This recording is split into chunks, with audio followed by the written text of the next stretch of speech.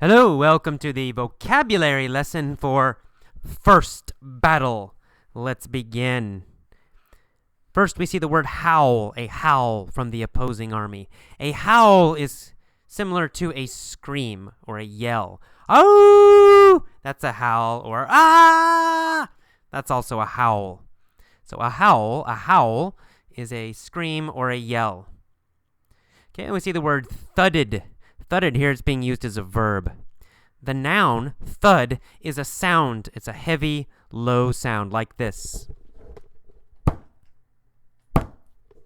That is a thud, noun. If you make that sound, then we call that thudding or to thud. So I thudded my hand against the desk. All right, next we see in unison. In unison. In unison means together.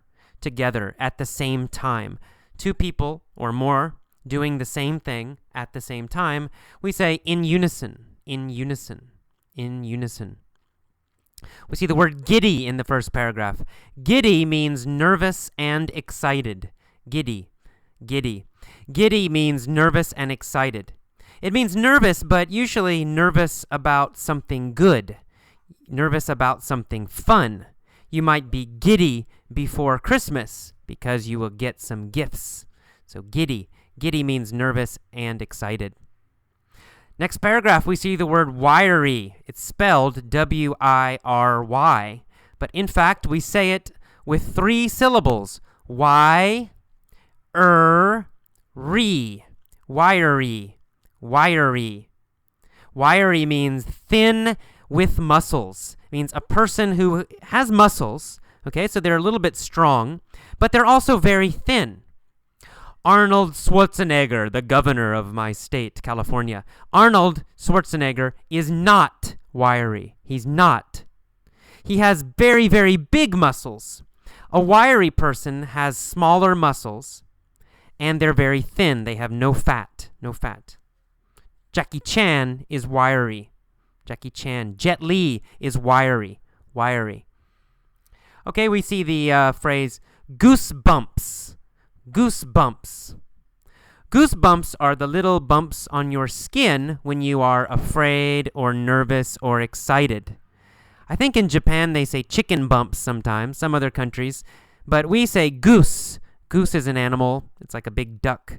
So goosebumps, the little bumps on your skin when you're nervous or cold or scared. All right. We see the verb to advance. To advance. In this case, to advance means move forward, move straight ahead, move forward, to advance, to advance. The army's advanced means the army's moved forward. All right, in the next paragraph, we see the word adrenaline. Adrenaline. Adrenaline is a chemical from your body. Adrenaline is a chemical in your body. Adrenaline is a hormone, a chemical in your body. When you are afraid or excited, your body makes adrenaline. Adrenaline makes you want to run away or fight. So when you feel very excited, you have a lot of energy, it's because you have adrenaline in your body, in your blood. All right, we see the word awe here. A-W-E. Awe. It's pronounced awe. Awe. Awe. You don't actually say a W sound. There's not awa. No, it's awe. And awe means surprise, amazement. You feel like, oh, wow, amazing, incredible, wow. That feeling we call awe. Awe. And the word awesome comes from this short word, awe. Okay, next paragraph, we have the word oddballs. An oddball is a person who is a little strange. So odd, O-D-D, means a little strange, but that's an adjective. Oddball is a noun. It describes, it refers to a person. An oddball is a person who is odd.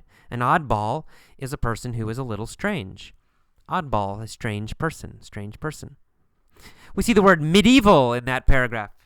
Medieval is a period of history. It's a time in history, in European history. The medieval history period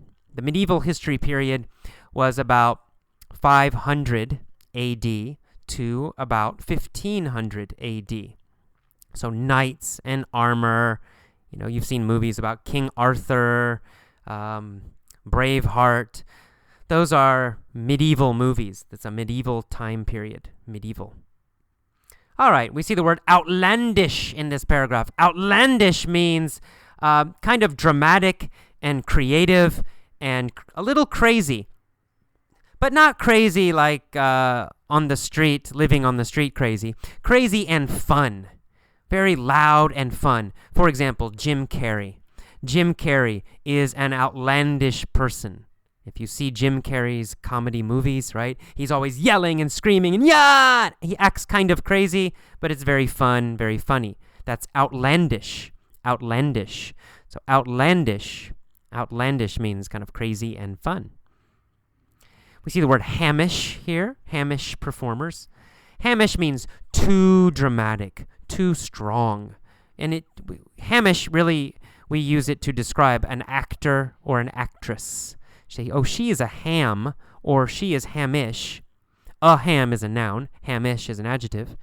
If we say she's hamish, it means, oh, her acting is too strong, too much. All right, we see the word buff here. B-U-F-F. A buff, a history buff. A buff is a fan, someone who likes some kind of field or discipline, someone who likes to study something or do something, especially studying something. So for example, here we have a history buff is a person who loves to study history. It's their hobby. If we have a train buff, it means they love to study trains and learn about trains.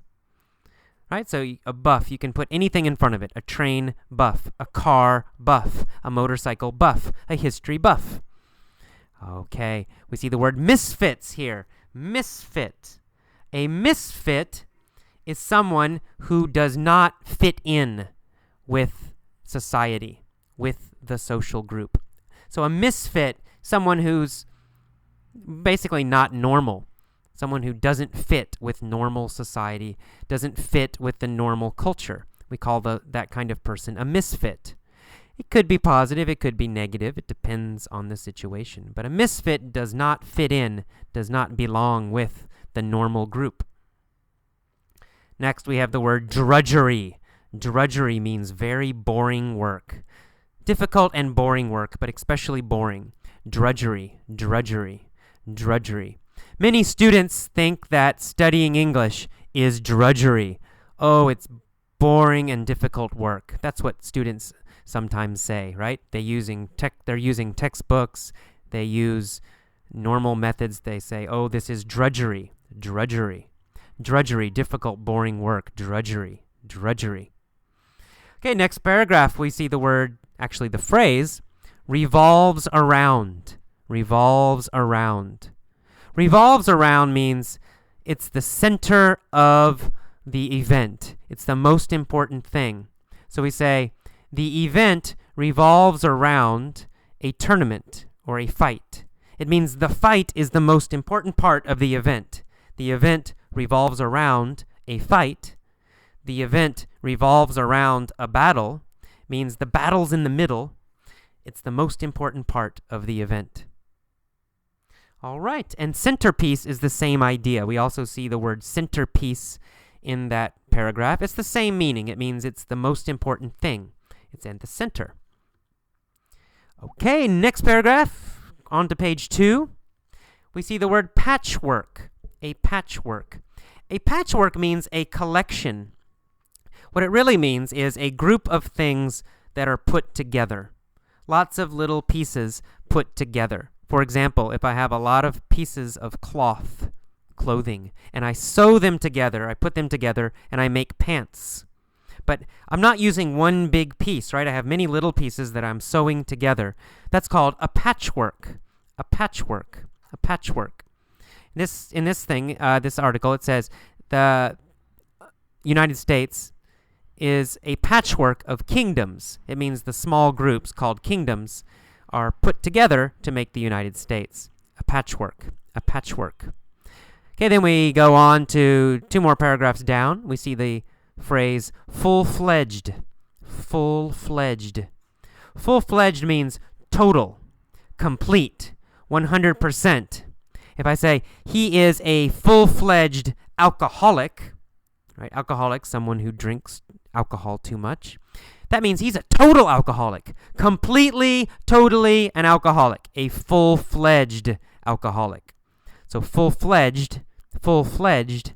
Full-fledged means total, complete, 100%. All right, we see the word monarchy here.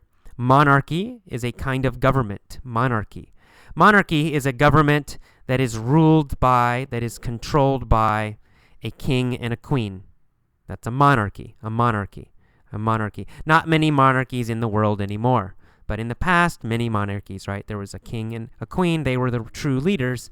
That's a monarchy style of government. Okay, down towards the end of that paragraph, we see the word persona. Persona. Persona is kind of like a character or a personality, but it's one that you create. So it's a character or personality that you create. We call that a persona. Persona. Persona. Persona. Next paragraph, we see the word stunning. Stunning means amazing, incredible, and surprising. That's stunning. Stunning, incredible, amazing, surprising, stunning, stunning. All right, we see the word manic in this paragraph. Manic. Manic means having a lot of energy. Very, very, very energetic. Super energetic. Very, very, very energetic. Lots and lots and lots of energy. We say manic. Manic. He is manic. He is manic. He's always running around. He always speaks very fast. Manic. Manic. Next paragraph, we have a few new words and a few interesting words. One is meticulous. Meticulous. Many members of the SCA are meticulous researchers.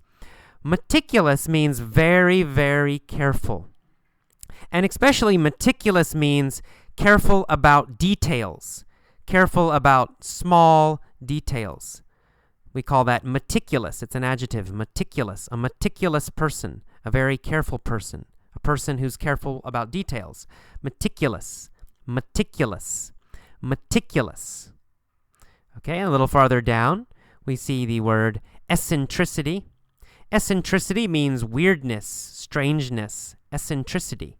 But eccentricity means strangeness that is okay, it's not negative. Strangeness, maybe that's a little bit fun or a little interesting. We call that eccentricity. Eccentricity. Eccentricity is a noun. Next, we see the word camaraderie. Camaraderie. You really don't pronounce that second A. We usually say camaraderie. Camaraderie. Camaraderie is a feeling of friendship. It's the emotion of friendship. When you have a friend, the emotion you feel for the other person, we call it camaraderie. We usually don't say love, right? If you have a friend, it might be love if you really have a close friend. You might say you love your friend. But a normal, average friend, you might just say you have camaraderie. You feel camaraderie. It's a feeling of friendship, camaraderie. At the end of that paragraph, we see the word jubilant. Jubilant. Jubilant means very, very, very happy. Jubilant. He is very jubilant means he's very happy. Yay! Jubilant, happy. Jubilant means happy. Jubilant means very happy. Then we see tedium. Tedium means very boring work. Very, very boring. Usually tedium has the idea of having something that's very, very small. Lots of details. Many boring details. We call that tedium. The tedium is the noun. Tedious is the adjective. This work is tedious. Or this is tedium. Finally, we see the phrase, for its own sake. For its own sake. Do something for its own sake. When you do something for its own sake, you do it because you enjoy it. Only because you like it. Only because you enjoy it. You're not trying to get some other goal. You don't have another reason to do it. You just do it because you like it. We call that doing it for its own sake. For its own sake. For its own sake. Okay, that is all of the vocabulary. Listen a few times until you are familiar with all of these words, and then go on to the mini story. Bye-bye.